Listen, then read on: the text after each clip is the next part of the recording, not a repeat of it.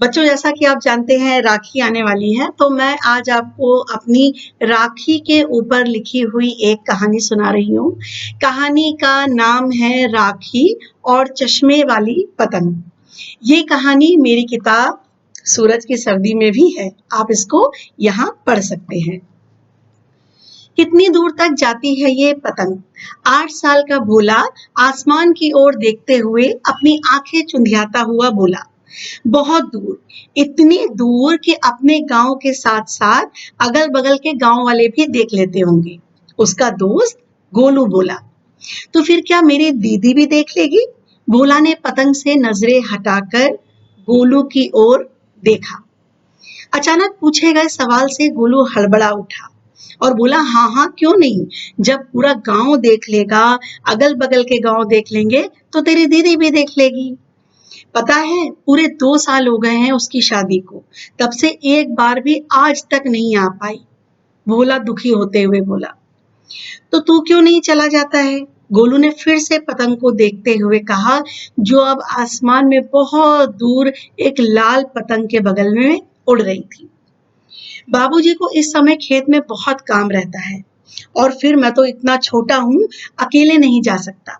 भोला ने दुखी होते हुए जवाब दिया। उसका गला रूंध गया था। तो फिर क्या तू पतंग पर चढ़कर जाएगा? गोलू ने हंसते हुए कहा।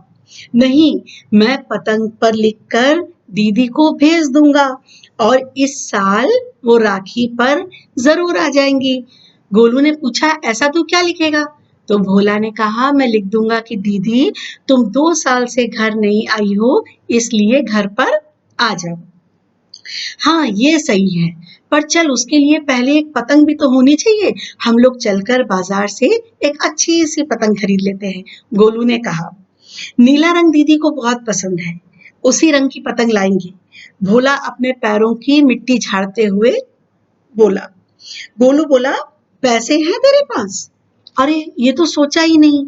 चल दादाजी से मांग लेता हूँ, वह पिताजी की तरह 100 सवाल नहीं करेंगे, भोला ने मुस्कुराते हुए कहा। दोनों ने एक दूसरे की तरफ देखा और हाथ में चप्पल पकड़कर तेजी से दौड़ लगा दी। कुछ ही देर बाद दोनों हांफते हुए दादाजी के सामने खड़े हुए थे।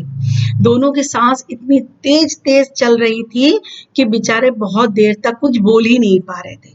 मुंह भी उनका दौड़ने के कारण बिल्कुल लाल हो गया था। जल्दी से पैसे मांग ले, गोलू ने धीरे से कहा।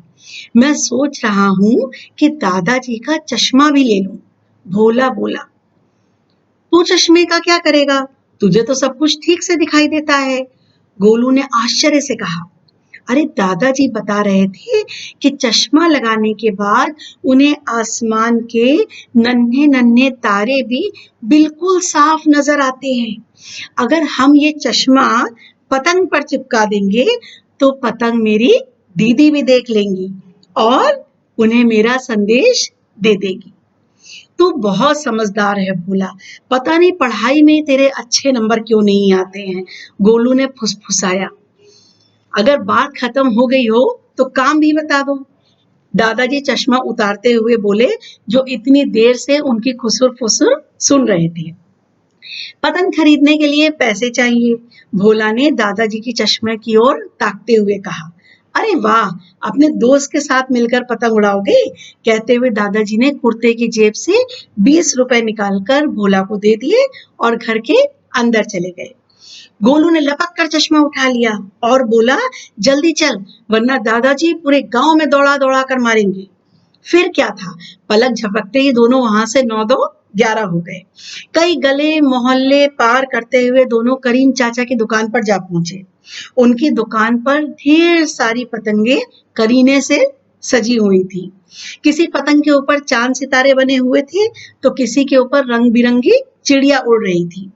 भोला और गोलू हैरत से सभी पतंगों को देख रहे थे और बीच बीच में एक दूसरे को देखकर मुस्कुरा भी रहे थे और धीरे धीरे सब पतंग की तारीफ कर रहे थे। सारी पतंगे इतनी खूबसूरत थीं कि उन्हें समझ में ही नहीं आ रहा था कि वो कौन सी पतंग चुने। तभी उनकी नजर एक नीले रंग की पतंग पर पड़ी और भोला को वो पतंग तुरंत पसंद आ गई। क्यों? क्योंकि भोला की दीदी का फेवरेट रंग नीला था। उस पतंग के ऊपर 2 बड़ी बड़ी आंखें भी बनी हुई थी। भोला और गोलू के चेहरे खुशी से चमक उठे। भोला ने करीम चाचा से कहा, वो वाली पतंग और माझा दे दीजिए। करीम चाचा के पतंग और माझा पकड़ाते ही दोनों के पैरों में मानो पंख लग गए। कई सड़क पार करने के बाद दोनों एक दीवार के कोने में जाकर हांफते हुए बैठ गए। भोला ने अपनी नेकर से दादाजी का चश्मा निकाला। गोलू डरते हुए बोला, अगर दादाजी को पता चल गया तो तेरी पिटाई तो होगी ही, मुझे तो बिल्कुल नहीं छोड़ेंगे। चिंता मत कर, दीदी के नहीं आने पर दादाजी मुझसे भी ज्यादा दुखी हैं। अगर उन्हें पता भी चल भी गया तो वो हमें कुछ नहीं कहेंगे। पापा उन्हें नया चश्मा बनवा देंगे। ठीक है, फिर जल्दी से ये कांच निकालकर पतंग पर चिपका दे, गोलू बोला। भोला ने तुरंत जेब से गोंद निकाला और दादाजी के चश्मे के फ्रेम से कांच निकालकर पतंग पर बनी आंखों पर चिपका दिए और पतंग पर बहुत बड़े बड़े अक्षरों में लिख दिया, दीदी अगर तुम इस साल राखी पर नहीं आई तो मैं तुमसे कभी बात नहीं करूंगा। चलो चलो, सब काम हो गया, गोलू हंसते हुए बोला। और इसे उड़ाएगा कौन? हमें भला पतंग उड़ाना कहाँ आता है? भोला ने गोंद की शीशी को वापस अपनी नेकर की जेब में रखते हुए कहा। गोलू ने पतंग को घूरते हुए कहा, मीतू दादा से अच्छी पतंग तो पूरे गांव में कोई नहीं उड़ा सकता है। चलो चलो, हम लोग उन्हीं के पास चलते हैं। गोलू और भोला जानते थे कि मीतू दादा इस समय कहाँ मिलेंगे, इसीलिए उन्होंने सीधे मैदान की तरफ दौड़ लगा दी, क्योंकि मीतू दादा को पतंग उड़ाने के अलावा और कुछ भी नहीं आता था। वो दिन रात पतंग उड़ाते थे, यहाँ तक कि जब वो नींद में भी कभी उठ के बैठ जाते तो बिस्तर पर बैठे बैठे भी हाथ आसमान में ऐसे चलाते थे जैसे कि पतंग उड़ा रहे हूँ। मैदान में मीतू दादा मंझा लपेट रहे थे माझा लपेट रहे थे और उनके बगल में ढेर सारी रंग बिरंगी पतंगे रखी हुई थी। भोला उनके पास जाकर बोला, मेरी ये पतंग उड़ा दो, खूब ऊंची, बहुत ऊंची, आसमान तक। मीतू ने गोला और भोला को देखा और जब उसकी नजर पतंग पर पड़ी तो वो पेट पकड़कर हंसते हुए जमीन पर लौट गया और ठहाका लगाते हुए बोला, हा हा हा हा, चश्मे वाली पतंग, स्कूल भेज रहा है क्या इसे? अब तेरी जगह ये पढ़ाई करेगी क्या? और मीतू की हंसी बंदी नहीं हो रही थी। भोला बोला, अरे मेरी पूरी बात तो सुन लो। पर मीतू दादा के तो हंसते हंसते आंसू निकल आए थे, उनका हंसना बंद ही नहीं हो रहा था। भोला ने देखा कि मीतू दादा चुप ही नहीं हो रहे हैं तो वह उनके बगल में ही बैठ गया। मीतू दादा को भोला और गोलू को देखकर बहुत हंसी आ रही थी, तो भोला ने गोलू से कहा कि मैं मीतू दादा को इसी तरह से बता देता हूँ, वरना वो तो हंसते हंसते शाम कर देंगे। और भोला जमीन पर बैठे बैठे ही उनको बताने लगा कि वो पतंग वो अपनी दीदी को भेज रहा है। मीतू दादा को भोला के और गोलू के भोलेपन पर बहुत प्यार आया और इसीलिए उसके आंसू जो थे गाल तक जो बह रहे थे उसने तुरंत पोंछे और उसने कहा, अच्छा लाओ लाओ, मैं तुम्हारी पतंग उड़ा देता हूँ। और देखते ही देखते मीतू दादा के सधे हुए हाथों में नीली पतंग आसमान की सैर करने लगी। दोनों टकटकी लगाए पतंग की ओर देख रहे थे कि तभी एक बड़ी सी काली पतंग आई और नीली पतंग की डोर को काटते हुए आगे बढ़ गई। भोला का कलेजा बैठ गया। वह रुआंसा होते हुए बोला, अब दीदी कैसे आएंगी? मीतू दादा भी सकपका गए थे। वो चुपचाप खड़े होके हवा में बहती हुई जो नीली पतंग जा रही थी उसको देख रहे थे। वह प्यार से भोला के सिर पर हाथ रखते हुए बोले, तुम्हारी पतंग ने दीदी को देख लिया होगा ना, इसीलिए वो चली गई तुम्हारा संदेशा देने के लिए। सच? तो क्या कल दीदी आ जाएगी? भोला खुशी से उछलते हुए बोला। हाँ जरूर आ जाएगी, कहते हुए मीतू दादा की आंखों में आंसू छलछला उठे। भोला और गोलू ने प्यार से एक दूसरे को कसकर गले से लगा लिया और भाग खड़े हुए। भोला घर पहुंचा तो दादाजी का चश्मा जोरों शोरों से ढूंढा जा रहा था। मम्मी झाड़ू लिए पलंग के नीचे थी और पापा कपड़ों के ढेर के बीच में बैठकर कुछ सोच रहे थे। दादाजी बार बार कह रहे थे, अरे कब से कह रहा हूं कि चश्मा बाहर रखा हुआ था, तो पता नहीं सब मिलकर चश्मा घर के अंदर क्यों ढूंढ रहे हैं। भोला पापा के पास जाकर बोला, दादाजी तो कई दिनों से कह रहे थे कि उन्हें अब नया चश्मा बनवाना है। हाँ हाँ, बिल्कुल बिल्कुल, तुम बिल्कुल सही कह रहे हो। कहते हुए पापा तुरंत कपड़े के ढेर से निकल कर भागे और मम्मी ने झाड़ू ऐसे छोड़ दी जैसे सांप पकड़े हुए हो। दादाजी ने भोला के सिर पर हाथ फेरा और पापा के साथ नया चश्मा बनवाने के लिए दुकान की ओर चल दिए। कल दीदी आ रही हैं, भोला ने मम्मी से कहा। मम्मी का चेहरा खुशी से चमक उठा, पर वह कुछ सोचते हुए बोली, तुझे कैसे पता? बस आप देख लेना। कहते हुए भोला उछलता कूदता गिलहरी के पीछे दौड़ पड़ा। रात भर भोला सपने में दीदी से कभी राखी बंधवाता तो कभी मिठाई खाता और कभी गोलू के साथ पतंग उड़ाता। सुबह जल्दी से नहा धोकर भोला तैयार होकर दीदी का रास्ता देखने लगा।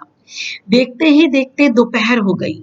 मम्मी, पापा और दादा ने उसे समझाने की बहुत कोशिश करी कि दीदी किसी कारण से इस साल भी नहीं आ पाई होंगी, पर भोला था कि वो दरवाजे के पास से हटने का नाम ही नहीं ले रहा था। सुबह से भूखा प्यासा वो दरवाजे की देहरी पर बैठा अपनी दीदी का इंतजार कर रहा था। तभी गोलू माथे पर बड़ा सा लाल रंग का तिलक लगाए आया और उसने हाथ में चमकीली राखी जो वो बांधे हुए था उसको दिखाते हुए कहा, अरे तूने अभी तक दीदी से राखी नहीं बंधवाई? दीदी नहीं आई गोलू, दीदी नहीं आई। कहते हुए भोला बुक्का फाड़ कर रो पड़ा। मम्मी भी अपनी रुलाई रोकते हुए घर के अंदर चली गई। पापा ने भी अपने आंसू सबसे छुपकर पोंछ लिए और दादाजी तो हथेली को आंखों से बार बार रगड़ रहे थे ताकि सबको लगे कि उनकी आंखों में मिट्टी चली गई है, पर दादाजी रो रहे थे। भोला ने दरवाजे की तरफ देखा, तब भी वहां पर दीदी का कोई पता नहीं था। भोला चुपचाप दरवाजे पर बैठ गया। मम्मी ने कहा, भोला अंदर चल, दीदी नहीं आएंगी। सच? क्या दीदी इस साल भी नहीं आएंगी? तभी दरवाजे से आवाज आई, तो फिर दरवाजे पर कौन खड़ा है? भोला ने दरवाजे की तरफ देखा तो सामने हंसती मुस्कुराती दीदी अपनी बाहें फैलाए खड़ी हुई थी। भोला दौड़ता हुआ जाकर दीदी से लिपट गया और रोते हुए बोला, कुट्टी के डर से आ गई थी ना? तुम डर गई थी ना कि मैं तुमसे कभी बात नहीं करूंगा, वरना तुम इस राखी पर भी नहीं आती। दीदी मुस्कुरा उठी। गोलू हंसते हुए बोला, दीदी अब पतंग का रास्ता मत देखना, अब हर साल दादाजी का चश्मा थोड़े ही ना बनवाएंगे हम लोग। और पूरी बात पता चलने पर दीदी के साथ साथ सभी लोग हंसते हंसते लोटपोट हुए जा रहे थे, जिसमें दादाजी के ठहाकों की आवाज सबसे तेज थी। तो बच्चों, ये थी मेरी कहानी राखी और चश्मे वाली पतंग। Bye bye.